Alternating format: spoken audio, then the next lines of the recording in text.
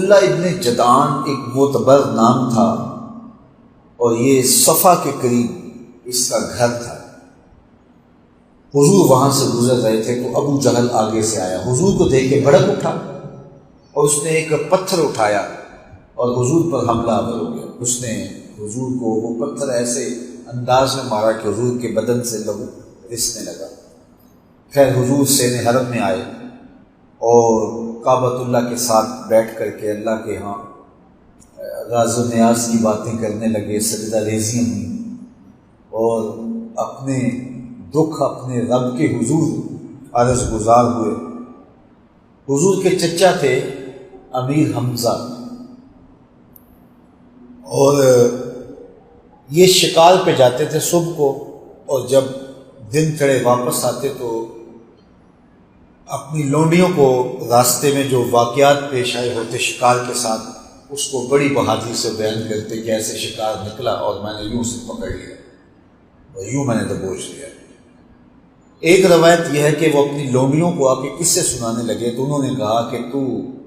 شکاروں کو پکڑ رہا ہے لیکن تجھے یہ نہیں پتا کہ تیرے بھتیجے کے ساتھ ابو جہل نے کیا سلوک کیا۔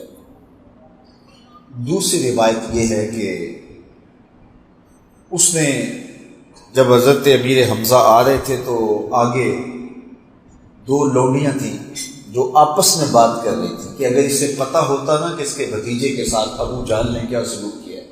تو یہ یوں اطلاع کرنا چلتا، اس کے چلنے کا یہ انداز نہ ہوتا۔ آپ نے سن لیا، رک گئے اور ان لونڈیوں سے پوچھا کیا ماجرا ہے؟ انہوں نے ساری کہانی سنائی کہ تیرا بھتیجا عبداللہ ابن جدعان کے گھر کے قریب سے گزر رہا تھا، ابو جہل نے دیکھا تو بھڑک اٹھا اور اس بیچارے نے کچھ بھی نہیں کہا اور یہ آگے سے حملہ آور ہو گیا اور مار مار کے لہو لہان کر دیا، نوکیلے پتھر سے حملہ آور ہو گیا اور لہو لہان کر دیا۔ اور غصہ آیا، غیرت مند تھے، ہاشمی خون تھا، سیدھا سین حرم میں پہنچے تو ابو جہل وہاں سنادید قریش کے ساتھ بیٹھا ہوا تھا۔ کمان کا چنڈا اس کے سر پہ مارا اور کہا اتشتمہ وانا علی دینہ، سر پھٹ گیا اس کا۔ اس کے حوالی اٹھ کے امیر حمزہ کے ساتھ مزاحم ہوئے تو ابو جہل نے سوچا ابھی بنو ہاشم بھی آ جائیں گے، لڑائی چڑھ جائے گی، تو اس نے کہا میرے سے غلطی ہو گئی، آپ رہنے دو۔ اب امیر حمزہ حضور کو تلاش کر رہے ہیں۔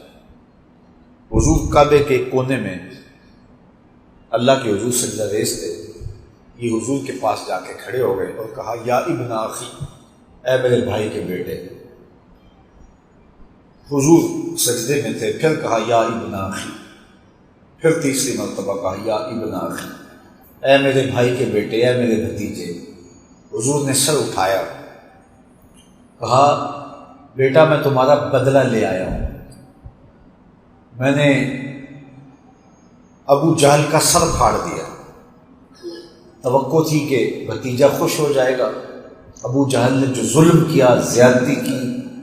تو میرے بھتیجے کو بڑا احساس ہوا ہوگا کہ آج میرے باپ کا سایہ میرے سر پہ نہیں ہے، تو اس لیے میرے ساتھ یہ سلوک ہوا، تو وہ احساس ختم ہو جائے گا۔ لیکن حضور نے فرمایا چچا مجھے کوئی خوشی نہیں ہوئی، تو بڑی حیرت ہوئی، قسمت اچھی تھی، مان زبان سے نکلا تم کیسے خوش ہوتے؟ کہا میں تو تب خوش ہوں گا جس رب کو میں مانتا ہوں اس رب کو تم بھی تو کہا کہ پھر تم گواہ بن جاؤ، میں تمہارے ہاتھ پہ تمہارے رب پہ ایمان لاتا۔ تو امیر حمزہ دولت ایمان سے مالا مال ہو۔ پھر اب حضور علیہ الصلوۃ والسلام کے ساتھ یہ جب رشتہ ایمان قائم ہوا، پھر حضور کی جان نثاری جو ان کے اندر آئی، میرے اور آپ کے آقا فرمایا کرتے تھے کہ حمزہ اسد اللہ و اسد رسول، حمزہ اللہ کا بھی شیر ہے، اللہ کے رسول کا بھی شیر ہے۔